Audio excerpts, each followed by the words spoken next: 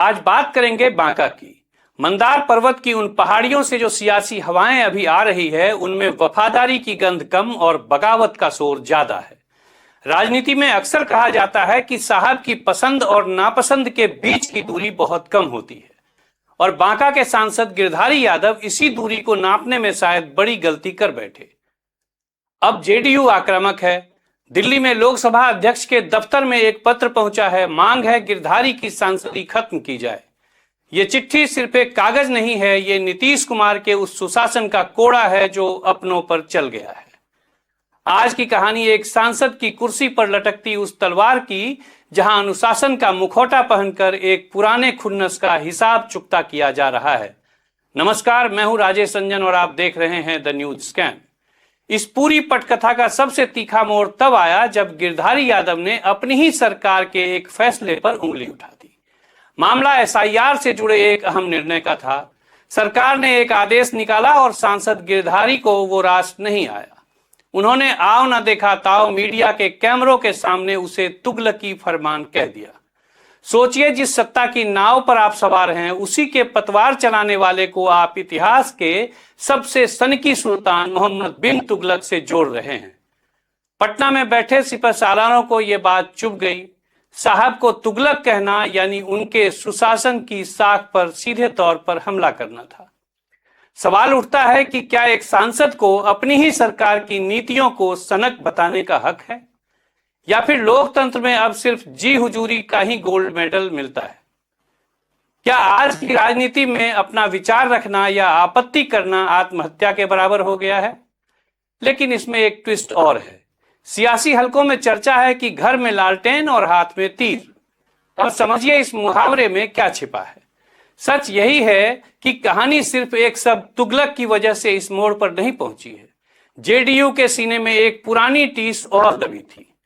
कहानी में एक पारिवारिक ट्विस्ट है जिसे राजनीति की भाषा में भीतरघात कहा जाता है। आरोप है कि गिरधारी यादव के बेटे चाणक्य प्रकाश रंजन आरजेडी के सिंबल पर विधानसभा चुनाव में उतरे थे। अब दृश्य की कल्पना कीजिए, पिता जेडीयू के सांसद हैं जिनकी निष्ठा तीर के साथ है, और बेटा लालू यादव की लालटेन लेकर गांव-गांव में वोट मांगने के लिए घूम रहा है। जेडीयू का सीधा आरोप है कि गिरधारी भले ही जेडीयू में रहे, लेकिन रात को बेटे की लालटेन की लौ तेज करने में लगातार जुटे रहे। राजनीति की इस विडंबना को देखिए। यहाँ पिता को बेटे के खिलाफ खड़ा होना पड़ता है ताकि पार्टी खुश रहे, और अगर आप पिता पहले बन गए तो पार्टी आपको गद्दार की लिस्ट में डाल देती है। बात सिर्फ बेटे के चुनाव लड़ने की नहीं थी। आरोप तो यह भी है कि विधानसभा चुनाव के दौरान गिरधारी यादव एक अदृश्य सांसद बन गए थे, बिल्कुल लापता थे। जब पूरा एनडीए गठबंधन पसीना बहा रहा था, जब नीतीश कुमार और एनडीए के दिग्गज नेता बांका की गलियों में धूल फांक रहे थे, तब सांसद कहीं नजर नहीं आए। उन्होंने किसी एनडीए प्रत्याशी का प्रचार नहीं किया, वे किसी भी मंच पर नहीं चढ़े, किसी जनसंपर्क में हिस्सा नहीं लिया। मानो उन्होंने पुत्र मोह में खुद को एक राजनीतिक एकांतवास में डाल दिया था। लेकिन जनता का मिजाज देखिए। एनडीए ने बांका की 5 सीटें जीत ली, गिरधारी के बिना जीत ली, और यही वो पल था जब यह तय हो गया कि अब इस बागी के लिए कुनबे में जगह नहीं बची है। अभी हाल के दिनों में 14 जनवरी को बांका के प्रसिद्ध बौंसी मेले के उद्घाटन के वक्त जो हुआ, उसने इस करवाहट को सड़क पर ला दिया।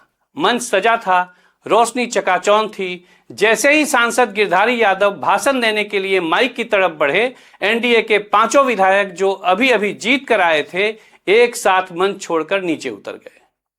वो एक साइलेंट प्रोटेस्ट था, एक ऐसा दृश्य जिसने बांका की जनता को बता दिया कि अब गठबंधन और सांसद के बीच की खाई को भरा नहीं जा सकता। यह तय माना जा रहा था कि अब गिरधारी को जाना ही होगा। माहौल इतना गर्म हो चुका था कि अब सिर्फ एक औपचारिक ऐलान की ही कमी थी, और वो औपचारिक इशारा मिल गया 17 मार्च को। मुख्यमंत्री की समृद्धि यात्रा बांका पहुंची। जिले भर के नेता कड़क सफेद कुर्ता पहनकर चमक रहे थे, मंच पर थे, लेकिन बांका के अपने ही सांसद वहां गायब थे, नदारद थे।